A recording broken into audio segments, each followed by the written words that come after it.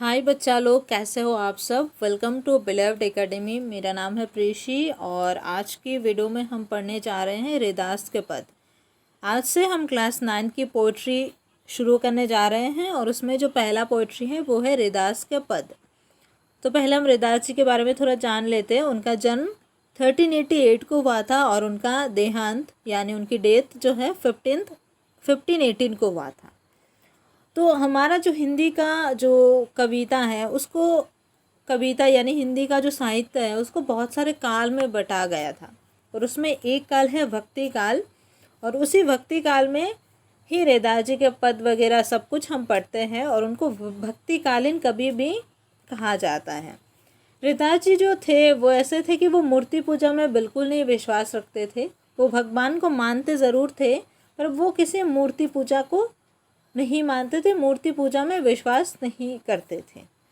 तो यहाँ पे उनके दो पद दिए गए हैं। पहला पद जो हम पढ़ते हैं कि यहाँ रैदास के दो पद दिए गए हैं। पहले पद, प्रभु जी तुम चंदन हम पानी में कभी अपने आराध्य को याद करते हुए उनसे अपनी तुलना करता है। उसका प्रभु बाहर कहीं किसी मंदिर या मस्जिद में नहीं विराजता वरन उसके अपने अंतस में सदा विद्यमान रहता है। जैसा मैंने कहा कि वो किसी मूर्ति पूजा या किसी मंदिर मस्जिद इन सब चीज़ों पे बिलीव नहीं करते थे, इन सब चीज़ों पे विश्वास नहीं रखते थे। उनके लिए भगवान उनके अंदर हमेशा है, उनके लिए भक्ति, उनके लिए प्रेम उनके दिल में है। अब नहीं, वह हर हाल में हर काल में उससे श्रेष्ठ और सर्वगुण संपन्न है, इसलिए तो कवि को उन जैसा बनने की प्रेरणा मिलती है। फिर जो दूसरा पद है उसमें भगवान की उपार उदारता, कृपा और उनके समदर्शी स्वभाव का वर्णन है। रैदास कहते हैं कि भगवान ने तथाकथित निम्न कुल के भक्तों को भी सहज भाव से अपनाया है और उन्हें लोक में सम्मानीय स्थान दिया है। तो दूसरे पद में वही है कि भगवान के जो कृपा है, भगवान की श्रेष्ठता के बारे में बताते हुए रैदास जी का दूसरा पद है। तो अब हम शुरू करते हैं। जो पहला पद है उसमें ऐसा लिखा गया है कि अब कैसे छूटे राम नाम रट लगी, प्रभु जी तुम चंदन हम पानी जाकी अंग अंग आज समानी, अंग अंग बास समानी। प्रभु जी तुम घन बन हम मोरा जैसे चितबद चंद चकोरा, प्रभु जी तुम दीपक हम बाती जाकी ज्योति बरे दिन राती, प्रभु जी तुम मोती हम धागा जैसे सोने ही मिलत सुहागा, प्रभु जी तुम स्वामी हम दासा ऐसी भक्ति करे रे दासा। अब हम उसके भावार्थ पे जाते हैं। तो पहले लाइन में कहते हैं कि अब कैसे छूटे राम नाम रट लगी, कि जो राम नाम की, भगवान के नाम की जो रट हमें अब लग गई है वो कैसे अब छूटे। अब आपके नाम रटने की रोग हमें लग गई है राम जी, भगवान जी, अब ये नहीं छूट सकता। और फिर दूसरे लाइन में कहता है कि प्रभु जी तुम चंदन हम पानी जाकी अंग अंग बास समानी, यानी कहते हैं कि हम पानी हैं और आप चंदन हो।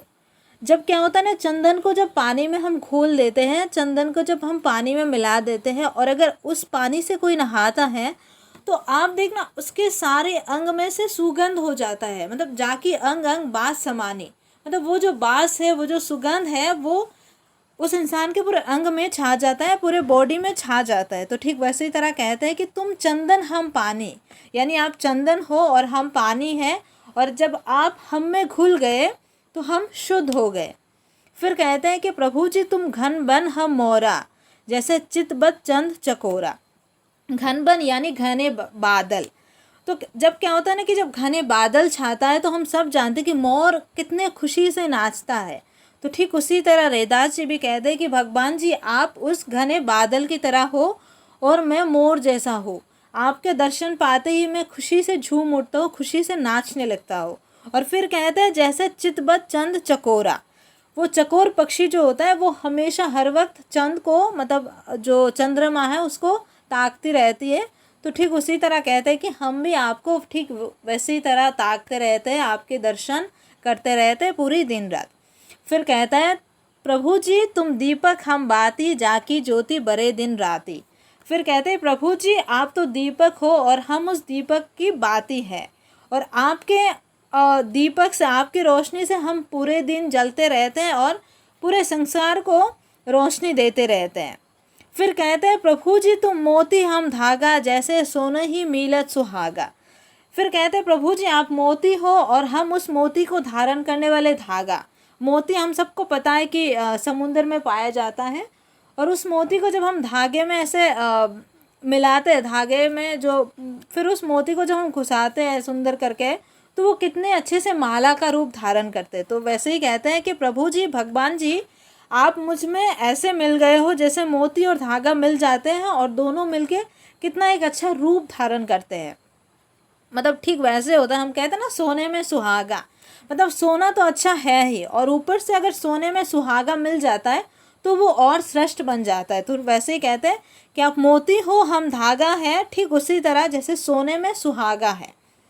फिर कहते हैं कि प्रभु जी तुम स्वामी हम दासा, ऐसी भक्ति करे रे दासा। ऐसी भक्ति करे रे दासा यानी रेदास जी, यानी कि जिनका और नाम भी है रविदास जी। तो वो कहते हैं हम ऐसी भक्ति करते हैं कि आप स्वामी हो हमारे, आप हमारे मालिक हो और हम आपके चरण के दास हैं। तो बेटा ये था आपके स्टेंजा, फर्स्ट स्टेंजा की जो व्याख्या थी, पहली स्टेंजा की व्याख्या ये थी, जिसमें भगवान मतलब रेदास जी भगवान को और अपने आप को तुलना करते हैं चीज़ों से। ये हमारा क्वेश्चन एक्सरसाइज में आनी है कि कौन कौन चीज़ों से वो तुलना करते हैं। तो इसमें आपको याद रखना होगा कि भगवान को वो चंदन से तुलना करते हैं और ख़ुद को पानी से, फिर भगवान को घन बादल से और ख़ुद को मोर से, फिर भगवान जी को दीपक से और ख़ुद को बाती से, और फिर भगवान जी को मोती से, खुद को धागे से, भगवान जी को स्वामी से और अपने आप को दास, चरण के दास से वो करते हैं, तुलना करते हैं। तो अब बेटा हम स्टेंजा 2 पे जाते हैं। तो जो सेकेंड स्टेंजा है ऐसे करते हैं कि ऐसी लाल तुझ बिन कौन करे, गरीब निवाजो गुसाइया मेरा माथे शत्रु धरे, जाकी छोटी जगत को लागे ता पर तू ही डरे, नीच हो ऊंच करे मेरा गोबिंद काहू ते ना डरे, नामदेव कबीरो तिलोचन सदना सेनो तरे, कही रविदासो सुनो हेरे संतो हरिज्यो तो सभे सरे। कहते हैं कि ऐसी लाल तुझ बिन कौन करे, ऐसी कृपा, ऐसी श्रेष्ठता आपके बिना और किस में है, और ऐसी जो कृपा है, ऐसी दया आप बिन और कौन कर सकता है। गरीब निवाजो गुसाइया मेरा माथे छत्रु धरे, कि मैं गरीब इंसान हूँ और आपने मेरे सर पर, मेरे माथा पर छत्र का धारण कर, कृपा रूपी छत्र का धारण करके रखा है। वो छत्र धारण होते हैं ना राजा लोगों के, जो पीछे ऐसे बड़े वाले छाता होते हैं। तो ठीक उसी तरह कहते हैं कि मैं गरीब हूँ, बहुत ही छोटा मोटा इंसान हूँ, और आपने मेरे माथा के ऊपर, मेरे सर के ऊपर उस कृपा की, आपकी कृपा की, आपकी प्रेम की छत्र आपने धारण कर रखा है। फिर कहते हैं जाकी ज्योति जगत को लागे ता पर तू ही डरे, कि मैं एक अछूत इंसान हूँ जिसको लोगों ने अछूत ऐसे मान के रखा है, पर आपने मुझ पर भी कृपा आपने किया है, आप इतने श्रेष्ठ हो। फिर कहते हैं नीचो ऊंच करे मेरा गोविंद काहू ते ना डरे। फिर कहते हैं ना कि हम जो इंसान होते हैं ना, हम नीचा ऊंचा करते रहते हैं कि ये इंसान नीचा जाति का है, ये ऊंचा जाति का है, ऐसे बहुत सारी चीज़ें करते रहते हैं।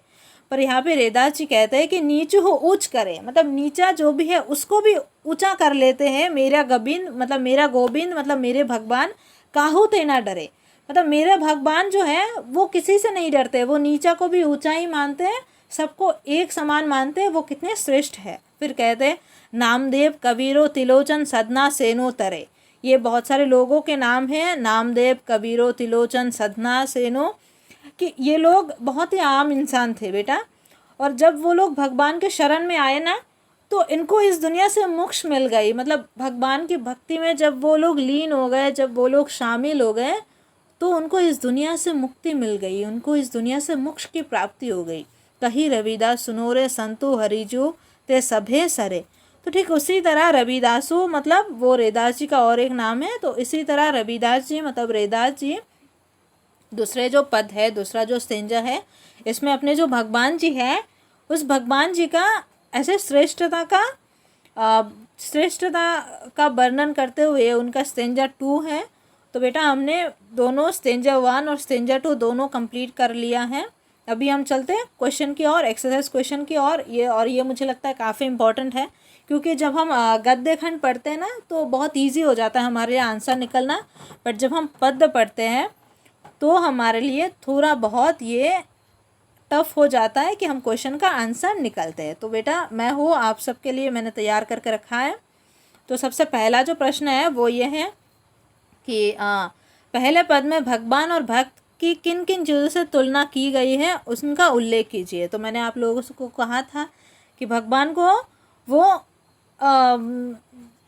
घन वन से और भक्त को मोर से वो तुलना करते हैं, फिर भगवान को चंद्र से और खुद को चकोर से, फिर भगवान को दीपक से और भक्त को उसकी बाती से, फिर भगवान को मोती से, भक्त को धागे से, भगवान को सुहागे से, खुद को भक्त के सोने से, भगवान को चंदन से और खुद को पानी से। तो ये जो पहले स्टेंजा में हमने एक्सप्लेन किया वही आपका आंसर, आपको अच्छे से लिखना है। फिर आपका जो दूसरा क्वेश्चन है वो ये है कि पहले पद की प्रत्येक पंक्ति के अंत में तुकांत शब्दों का प्रयोग से नाद सौंदर्य आ गया है, जैसे पानी, समानी आदि। इस पद में अन्य तुकांत शब्दों छाट कर लिखिए। तो बेटा तुकांत का मतलब होता है राइमिंग, जैसे हम होता है ना तुकांत मतलब राइम होता है। तो इसमें देखो आंसर मैंने ऐसे लिखा है कि जैसे राइमिंग कैसे, मोरा चकोरा, दासा रेदासा, बाती राती, फिर धागा सुहागा। तो ये हो गया तुकांत शब्द जो बाकी हमको लिखने के लिए कहा है, तो ये है बाकी तुकांत शब्द। फिर हम क्वेश्चन और जाते हैं। क्वेश्चन जो ग नंबर क्वेश्चन है वो है पहले पद में कुछ शब्द अर्थ की दृष्टि से परस्पर संबंध है, ऐसे शब्दों को छांट कर लिखिए। जैसे यहाँ पे दिया है दीपक और बाती, हम आपस में थोड़ा मिला हुआ है ना दीपक और बाती, तो ठीक उसी तरह हमें और भी शब्द निकालने हैं। तो हम देखते हैं आंसर में क्या है। जैसे ग नंबर में मोती और धागा, फिर है घन वन और मोर, फिर सुहागा सोना, चंदन पानी, दासा स्वामी। तो कहते हैं ना बेटा ये जो आपस में मिला हुआ शब्द होते हैं ना उनको आपको लिखना है। जैसे थोड़ी बहुत चीज़ें आती है ना हमारे, जब हम ऐसे बात करते हैं, जैसे दुख सुख, ये देखना आपस में आ जाते, दिन रात ये देखना आपस में ऐसे मिल जाते। तो ठीक उसी तरह आपको निकालना है। तो यहाँ पे भी दिखा है मोती धागा, मतलब थोड़ा सिमिलर टाइप के है, आपस में मिले जुले हैं। घन वन मोर, फिर सुहागा सोना, चंदन पानी, दासा और स्वामी, ये सब आपस में जुड़े हुए हैं ना। मतलब ये होते तो थोड़े विलोम टाइप के, पर ये रहते आपस में। जैसे दिन रात, दिन का विलोम है ना रात, बट हम साथ में बोलते हैं, तो ठीक उसी तरह है। फिर हम अभी घ नंबर प्रश्न पे जाते हैं। घ नंबर प्रश्न में क्या है कि दूसरे पद में कवि ने गरीब निवाजू किसे कहा है, स्पष्ट कीजिए। तो हम स्पष्ट करते, चलिए हम स्पष्ट करते। तो यहाँ पे लिखा है कि गरीब निवाजू का अर्थ है गरीबों पर दया करने वाला। कवि ने भगवान को गरीब निवाजू कहा है क्योंकि ईश्वर ही गरीबों का उद्धार करते हैं, सम्मान दिलाते हैं, सबके कष्ट हरते हैं और भव सागर के पार उतारते हैं। भव सागर के पार उतारना मतलब उनको मुक्त कर देना, उनको मोक्ष प्राप्त कर देना उनको। तो गरीब निवाजू का अर्थ ये ही है कि गरीबों पर जो दया करता है उसको गरीब निवाजू कहते हैं। तो भगवान को रैदास जी ने गरीब निवाजू कहा है क्योंकि भगवान ही होते हैं ना जो हमारे दुख दर्द को हर लेते हैं, पीड़ा को हर लेते हैं, हमें उद्धार करते हैं, हमें सम्मान करते हैं और हमारी सारी कष्ट को वो ख़त्म कर देते हैं। फिर क्वेश्चन जो उसके बाद है वो है दूसरे पद के जाकी छोटी जगत को लोगों ता पर तू ही ढेर, इस पंक्ति का आशय स्पष्ट कीजिए। तो चलिए स्पष्ट करते हैं इस पंक्ति का आशय। इस पंक्ति का आशय यह है कि जिसके छूत संसार के लोगों को लगती है, ता पर तू ही ढेर का अर्थ है उन पर तू ही दयाल दरिद्र होता है। पूरी पंक्ति का अर्थ यह है कि गरीब और निम्न वर्ग के लोगों को समाज सम्मान नहीं देता है, उनसे दूर रहता है, परंतु ईश्वर कोई भेदभाव ना करके उन पर दया करते हैं, उनकी मदद करते हैं, उनकी पीड़ा हरते हैं। जैसे मैंने आपको एक्सप्लेन किया है ना कि रैदास जी अपने आप को कहते हैं कि भगवान जी मैं तो अछूत हूँ, मैं तो कितना नीच हूँ, गरीब हूँ, लेकिन फिर भी आपने मुझ पे अपनी कृपा की, आपने अपना प्रेम मुझ पे दिखाया और मुझे आपने सम्मान दिलाया। तो वही कहा है कि कोई ऐसा इंसान जिसको दुनिया के लोग बहुत छोटा मानते हैं, दुनिया के लोग अछूत मानते हैं, उसको भी भगवान समान नज़र से देखता है सबको, और फिर उसका भी भगवान दुख दर्द को हरते हैं। यही चीज़ कहा है कि मतलब कहीं ना कहीं भगवान की श्रेष्ठता की, भगवान की कृपा की ही बात कही गई है। फिर हम अगला क्वेश्चन देखते बेटा, कहाँ है क्वेश्चन, अच्छा यहाँ पे है। फिर कहते हैं कि रैदास ने अपने स्वामी को किन किन नामों से पुकारा है। तो हम देखते हैं किन किन नामों से पुकारा है। तो रैदास जी ने अपने स्वामी को गुसाइया, गरीब निवास, लाला, प्रभु आदि नामों से पुकारा है। याद रहेगा कि रैदास ने अपने स्वामी को गुसाइया, गरीब निवास लाला प्रभु। तो 3 नाम हो गए, इनको आपको याद रखना है। और वैसे अभी आपका क्वेश्चन MCQ टाइप के हो गया है ना, तो हो सकता है ये आपको पूछा जाए MCQ के फॉर्मेट में, आपको याद रखना है। वैसे तो सारी चीज़ें इंपॉर्टेंट है, लेकिन ये मैं अलग से बोल रही हूँ। फिर अगला एक क्वेश्चन बचा है कि निम्नलिखित शब्दों के प्रचलित रूप लिखिए। तो प्रचलित रूप यानी जो आम बात हम करते हैं, मतलब आम शब्दों में जो हम बात करते हैं उसका कर लेना है हमें,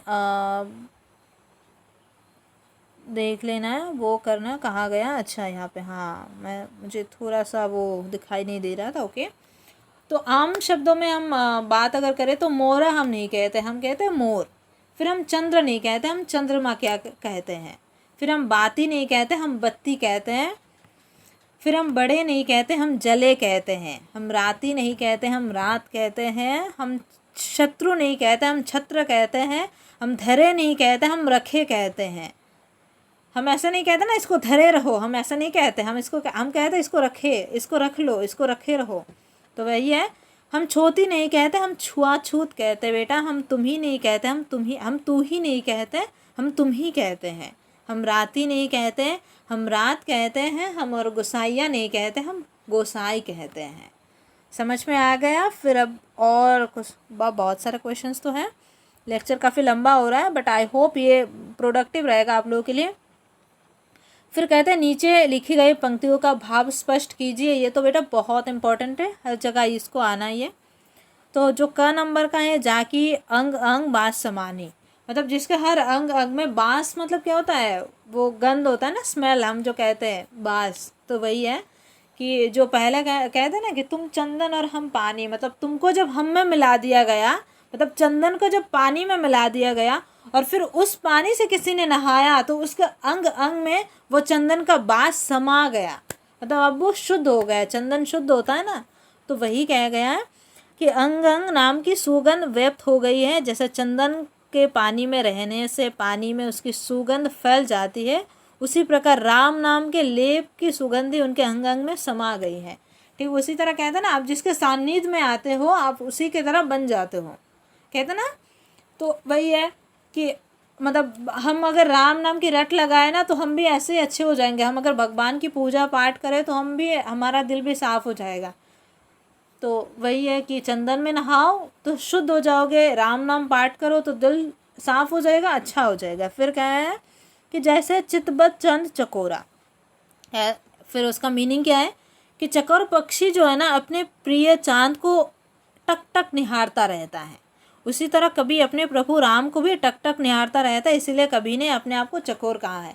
वो है ना चकोर पक्षी एक है जो अपने चांद को, वो चांद उसको बहुत अच्छा लगता है और वो चांद को टक टक टक टक ऐसे निहारता ही रहता है।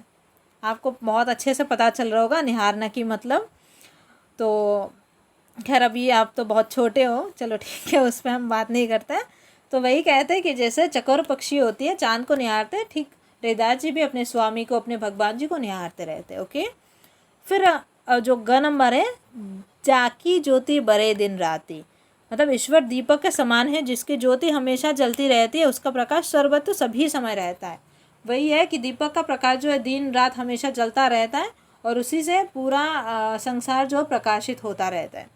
फिर कहता है ऐसी लाल तुझ बिन कौन करे, भगवान को लाल कहाँ है, भगवान के सबका कल्याण करता है, इसके लिए अतिरिक्त कोई और ऐसा नहीं है जो गरीबों को ऊपर उठाने का काम करता है। बताया था ऐसी लाल तुझ बिन कौन करे, मतलब ऐसा काम आपके बिना और कौन कर सकता है बताइए। कि दुनिया वाले तो छुआछूत करते रहते हैं, ऊंचा नीचा करते रहते हैं, बट आप ही हो भगवान जी जो कभी किसी को ऐसे ऊंच नीच नहीं करते हो, आप सबका भला करते हो। समझ में आया ना, वही चीज़ है। फिर कहते हैं कि नीचो ऊंच करे मेरा गोविंद काहू ते ना डरे। गोविंद मतलब भगवान कहते ना, भगवान जी का नाम है गोविंद, गोविंद करके हम कहते हैं ना, गोविंदा जय गोविंदा गाना गाते हैं ना, तो वही है। तो कभी का कहना है कि ईश्वर हर कार्य को करने में समर्थ है, वे नीच को भी ऊंचा बना लेता है, उनकी कृपा से निम्न जाति में जन्म लेने का उपरांत भी उच्च जाति को सम्मान मिल जाता है, उच्च जाति के जैसा सम्मान मिल जाता है। वही है कि नीच जाति के जो भी लोग हैं उनको भी भगवान ही ऊंचा बनाते हैं। हम होते हैं ना ऐसे, बहुत बार आपने देखा होगा कि जो नीचा जाति के थोड़ा बहुत होते हैं वो अगर कहीं अच्छा कर लेते हैं ना, देखना उनको भी बहुत अच्छा ऐसे सम्मान प्राप्त होता है ना, तो वो भगवान का नाम लेते हैं। तो हम भी मानते हैं ना कि हम नीचा जब होते हैं ना, तो अगर हम ऊपर उठते हैं तो वो भगवान की कृपा से ही है। तो रैदास जी का भी वही है। फिर देखिए ये है तीसरा क्वेश्चन कि रैदास के इन पदों का केंद्रीय भाव अपने शब्दों में लिखिए। केंद्रीय भाव मतलब कि ना उसका मेन मोटिव क्या है, कि इन्होंने जो ये पद जो सारे लिखे हैं तो इसका मोटिव क्या है।